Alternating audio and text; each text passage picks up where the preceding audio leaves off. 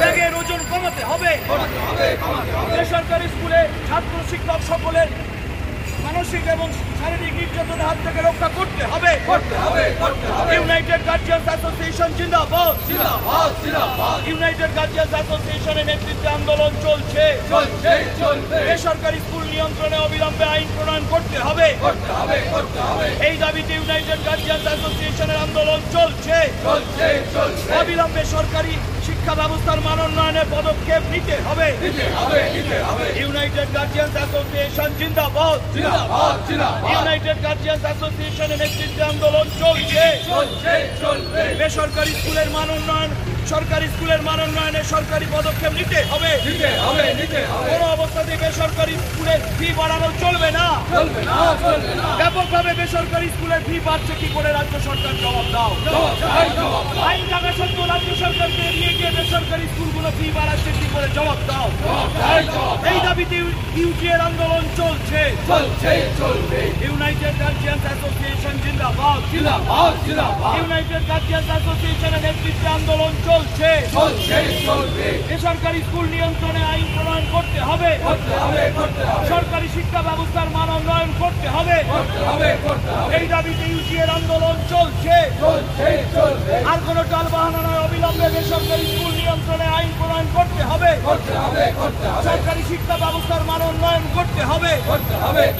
স্কুলে ব্যাগের বোঝা কমাতে হবে। স্কুলের পড়ুয়াদের শারীরিক মানসিক রক্ষা করতে হবে। ইউনাইটেড গার্জিয়ান্স অ্যাসোসিয়েশন জিন্দাবাদ।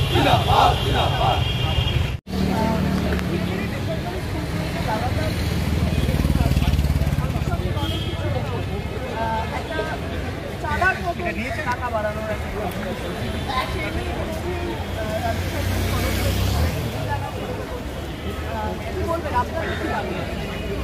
আপনারা জানলে আশ্চর্য হয়ে যাবেন যে এই বিল আনার প্রক্রিয়া কয়েক বছর ধরে। 2022 সালে আমরা দেখেছিলাম প্রচার মাধ্যম জানিয়েছিল যে এইটা ক্যাবিনেটে প্লেস করা হবে 10 জুন। তারপরে 2023 সালে এফিডেভিট দিয়ে বললো অলরেডি এটা রাজ্যপালের কাছে পাঠানো হবে। গত 10 বছর ধরে ইউনাইটেড গার্জিয়ান্স অ্যাসোসিয়েশন এই দাবিতে লড়ছে যে কোথাও একটা রেগুলেটরি দরকার, একটা আইন দরকার। এই দাবির মান্যতাতেই এবারে শিক্ষামন্ত্রী বলেছেন তার বিধানসভায় আসনে যে অবিলম্বে এই বিলটাকে পেশ করা হবে। কিন্তু বিলটার এক্স্যাক্ট অবস্থানটা কোথায় সেটা আমরা বুঝতে পারছি না। সেই জন্য আমরা আজকে মাননীয় মুখ্যমন্ত্রীর কাছে আপনাদের মাধ্যমে এই খোলা চিঠি পৌঁছে দিতে চাইছি যে তিনি আমাদের সঙ্গে মিট করুন, সাক্ষাৎ করুন এবং আমাদের কথা শুনুন। আমরা চাই বেসরকারি স্কুলগুলোকে একদিকে যেমন নিয়ন্ত্রণ করা হোক, অপরদিকে রাজ্যের শিক্ষা ব্যবস্থার মান উন্নয়ন করা হোক। কারণ আমরা বাধ্য হচ্ছি বেসরকারি স্কুলে যেতে। আমরা আমাদের সন্তানদের সরকারি স্কুলেই পড়াতে চাই। আমরা নিজেরা পড়ে এসেছি, সুপ্রতিষ্ঠিত হয়েছি। মুখ্যমন্ত্রী নিজে সরকারি প্রতিষ্ঠানে পড়েছেন, সুপ্রতিষ্ঠিত হয়েছে। কিন্তু বিগত সরকারের রেস ধরে আজকে সরকারি শিক্ষা ব্যবস্থা এই সরকারের আমলে একদম খাদের কিনারায় এসে থেকেছে। আমাদের দাবি হচ্ছে যে ফি বৃদ্ধির ক্ষেত্রে নিয়ন্ত্রণ, পেরেন্ট টিচার্স অ্যাসোসিয়েশন প্রয়োজন। প্রতি বছর ব্যাপক ফি বৃদ্ধি না, অন্তত 3-4 বছর অন্তর একটা মিনিমাম পার্সেন্ট অভিভাবক এবং শিক্ষকদের সেই পেরেন্ট টিচার্স অ্যাসোসিয়েশন বসে ঠিক করবে কতটা ফি পাবে।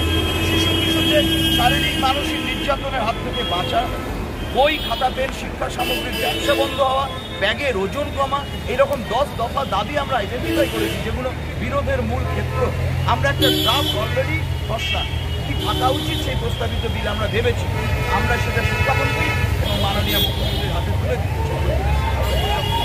সুপ্রিয় ভট্টাচার্য, রাজ্য সম্পাদক, ইউনাইটেড গার্জিয়ান্স। তো বটেই, এমনকি নিম্নবিত্ত গরিব মানুষও বাধ্য হচ্ছে বেসরকারি স্কুলে তাদের সন্তানদের ভর্তি করতে। এই অবস্থার সুযোগ নিচ্ছে বেসরকারি স্কুলগুলো। ব্যাপক ফি, বছর ব্যাপক ফি বৃদ্ধি, বই খাতা পেন শিক্ষা সামগ্রীর ঢালাও ব্যবসা, কোনো কিছু তারা তোয়াক্কা করছে না। অভিভাবকরা কিছু বললে তাদেরকে বলা হচ্ছে যে পড়াতে না পারলে বার করে নিয়ে চলে যায়। আমরা জানতে চাই যে এই রাজ্যে কোনো আইনের শাসন আছে কি নেই। কারণ আমরা জানি 2012 সালের আইন অনুযায়ী প্রতিটি বেসরকারি স্কুল তার ফি স্ট্রাকচার ঠিক করতে, এমনকি ফি বাড়াতে গেলে রাজ্য সরকারের অনুমতি দিতে হয়। এই অবস্থায় দাঁড়িয়ে আমরা শুনলাম 11ই মার্চ যে বিধানসভায় শিক্ষামন্ত্রী ঘোষণা করলেন একটা আইন আনবেন। আমরা 2022 সালে দেখেছি 10ই জুন বলা হয়েছিল বাদল অধিবেশনে এই বিলটি পেশ করা হবে।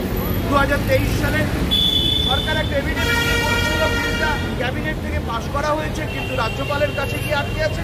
আবার এই 2025-এর মার্চ মাসে নতুন করে শিক্ষামন্ত্রী বললেন বিলটি বিধানসভায় পেশ করা হবে। এই বিলটি কোথায়, তাকে খুঁজে পাওয়া যাচ্ছে।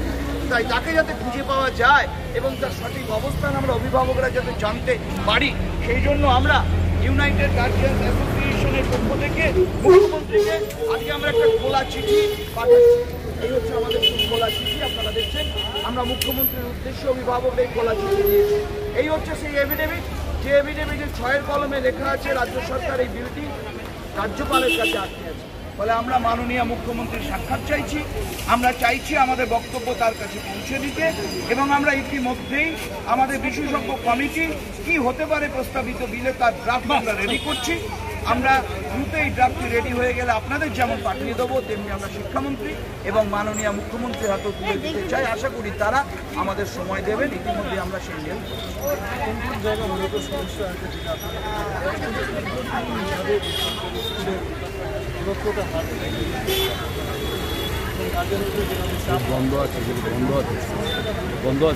মূলত ফি, ব্যাপক ফি। এই ফি স্ট্রাকচারটা ঠিক করা উচিত স্কুলের পরিকাঠামো অনুযায়ী। কোন স্কুলের এই ধরনের পরিকাঠামো, সেই অনুযায়ী ফি স্ট্রাকচার হবে এবং বছর বছর ফি বৃদ্ধি নয়।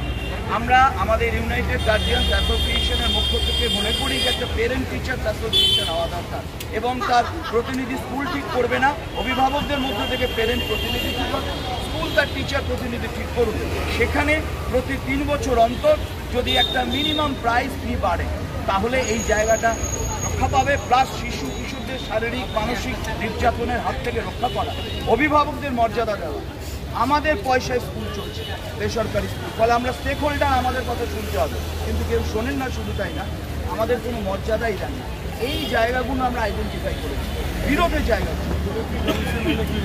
অবশ্যই আমরা কোথায় যাব? ধরুন এই যে একটা বিষয় নিয়ে বিরোধ দেখা দিচ্ছে, কোর্টে যেতে হচ্ছে, কোর্টে প্রচুর টাকা পড়ে, আমরা অভিভাবকরা যেতে পারছি না। ফলে আমরা এমন একটা শিক্ষা কমিশন চাই, রেগুলেটরি অথরিটি চাই, যেখানে গিয়ে আমরা আমাদের বক্তব্য জানাবো। ফলে এই জায়গাটা আমরা ইতিমধ্যেই ভেবেছি এবং সরকারের কাছে আমাদের বক্তব্য তুলে দিচ্ছি।